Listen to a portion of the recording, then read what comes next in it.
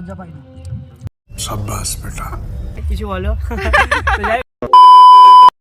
So hey guys, welcome back to my channel. আজকে আমরা যাচ্ছি আমার বান্ধবী বাড়িতে, সানন্দাদের বাড়িতে। ওখানে একজন এসেছে, তার সঙ্গে আমরা একটু দেখা করব। অনেক কিছু জানার আছে, বোঝার আছে, সেগুলো বুঝবো। তো আমার সঙ্গে যাচ্ছে কিশোর আর মাম্মা। চল। এত সময় হেঁটে হেঁটে ইন্ট্রো দিচ্ছিলাম, ভালো হচ্ছিল না, বারবার করে বেঁধে যাচ্ছিলো। তো কিশোর বললো দাঁড়িয়ে করো, শোনা গো আমার। দাঁড়িয়ে করলাম। এখন আমরা আবার চলছি। আমার বুদ্ধি হলো হ্যাঁ, তোর বুদ্ধি সেরা বুদ্ধি।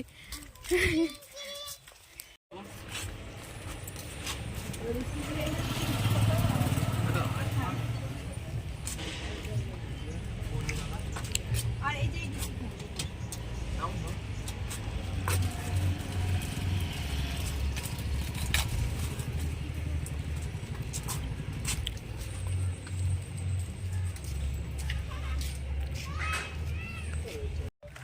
তো গাইজ আমরা কাছাকাছি চলে এসেছি, কিন্তু আমি চিনতে পারছি না কোন গলিতে ঢুকবো। অনেকদিন আগে এসেছিলাম তো ভুলে গেছি।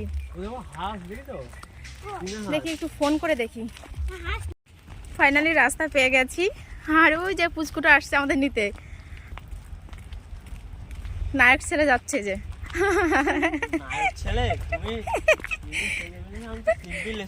সিম্পল এসছিস তাই এই অবস্থা। আর যদি সেজে গেছে আসতিস তাহলে একটু লিপস্টিক এই সমস্ত নিয়ে আসতিস। তাই তো আমি তো লিপস্টিক পরবো। তো চলে এসেছি আমরা সানন্দাদের বাড়িতে। এটা সানন্দার বাপের বাড়ি, অনেক দিন পরে এসেছি। এখন আমরা সন্দীপের সঙ্গে কথা বলছি। অনেক কিছু জানতাম না, বুঝতাম না, অনেকে ভুলভাল বোঝাতো, মন খারাপ নিয়ে বসে থাকতাম। মানে যারা আমাদের থেকে একটু উপর লেভেলে চলে গেছে আর কি, তারা অনেকে অনেক রকম ভুলভাল বোঝাতো, সেগুলোই বুঝতাম।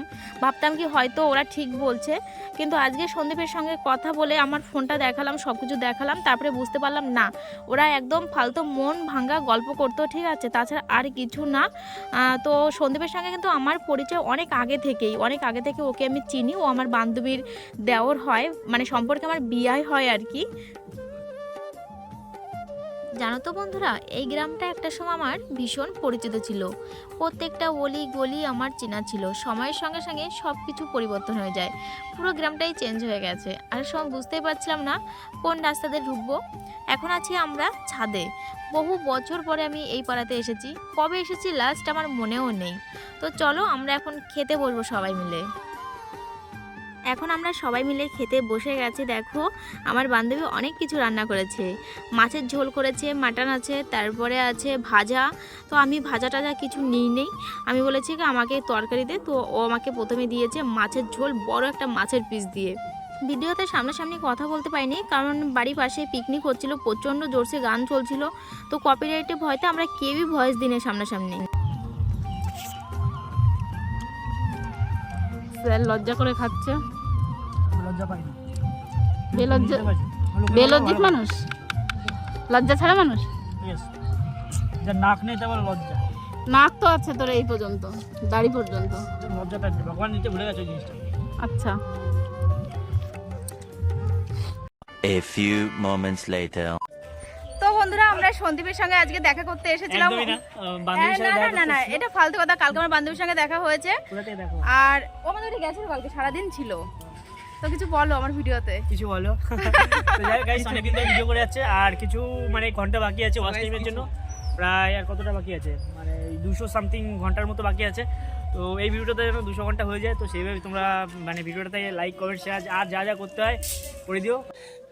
কারণ অনেকদিন ধরে ভিডিও বানিয়ে যাচ্ছে। প্রায় আমার যখন 30,000 সাবস্ক্রাইবার ছিল তখন দিদির সাথে দেখা ছিল, প্রায় 2 বছর আগে সামথিং কথা। তো আজকে প্রায় 2 বছর পর দেখা হলো দিদির সাথে। তো যাই হোক, মানে দিদির চ্যানেলটা সাবস্ক্রাইব করে পাশে দেবো, কারণ নেক্সট দিদিকে আরেকটা মোটিভেট করে, তো প্লিজ কিপ সাপোর্ট। আর তাড়াতাড়ি করে দাও, যা যা করা তাড়াতাড়ি করে দাও। আমার একটু বল দাও। কাকে?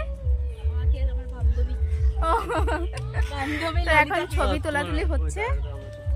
এই যে সানন্দা। তো ফাইনালি ছবি তোলা হয়ে গেছে আমাদের। তোমরা সবাই কমেন্ট করে জানিও আমাদের সবকটা ছবি কেমন হয়েছে। আর সন্দীপের ফোনের থেকে তোলা হয়েছে, যেহেতু ওর আইফোন আর আমাদের নর্মাল ফোন। 2 বছর আগে যখন সন্দীপের সঙ্গে আমার দেখা হয়েছিল, তখন সন্দীপও লজ্জা পাচ্ছিল, তেমন কিছু বলতে পারছিল না, আর আমিও লজ্জা পাচ্ছিলাম। তো আজকে সারাদিন অনেক মজা করেছি, অনেক আড্ডা দিয়েছি।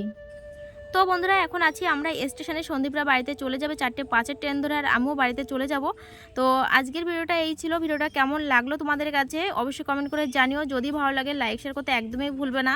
তো সবাই ভালো থেকো।